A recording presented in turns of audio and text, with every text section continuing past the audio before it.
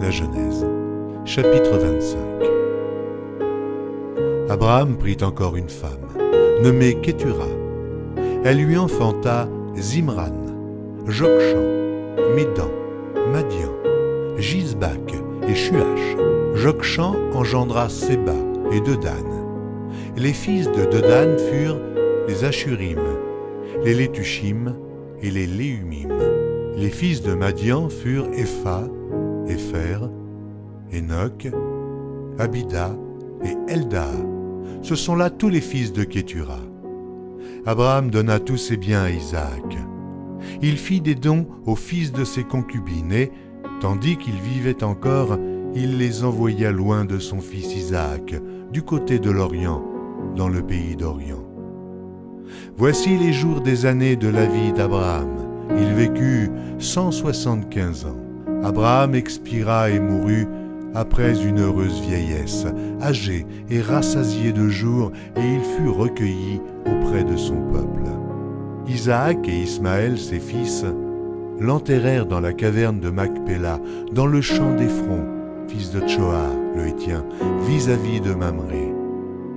C'est le champ qu'Abraham avait acquis des fils de Heth, et là furent enterrés Abraham et Sarah sa femme. Après la mort d'Abraham, Dieu bénit Isaac, son fils.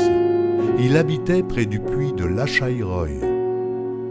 Voici la postérité d'Ismaël, fils d'Abraham, qu'Agar l'Égyptienne, servante de Sarah, avait enfanté à Abraham. Voici les noms des fils d'Ismaël par leurs noms, selon leur génération.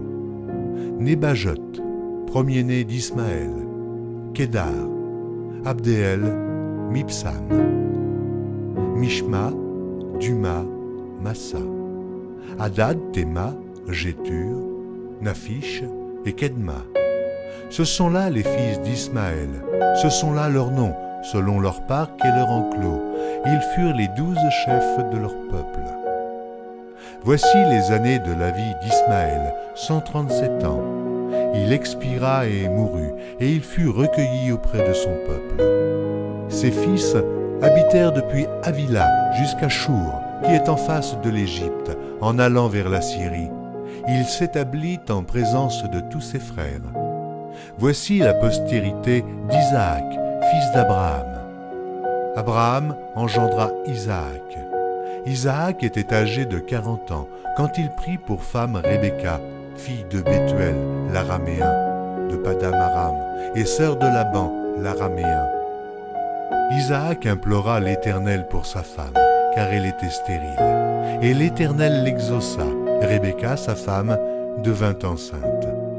Les enfants se heurtaient dans son sein, et elle dit, « S'il en est ainsi, pourquoi suis-je enceinte ?»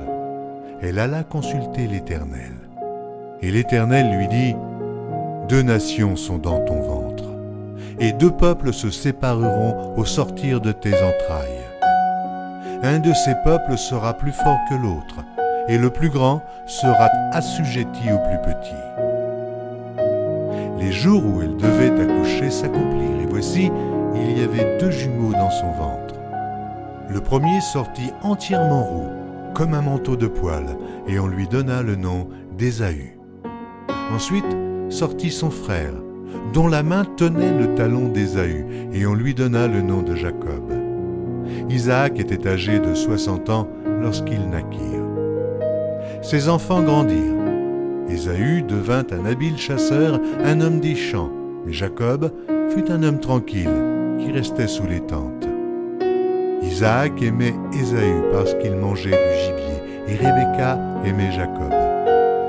Comme Jacob faisait cuire un potage, Ésaü revint des champs accablé de fatigue.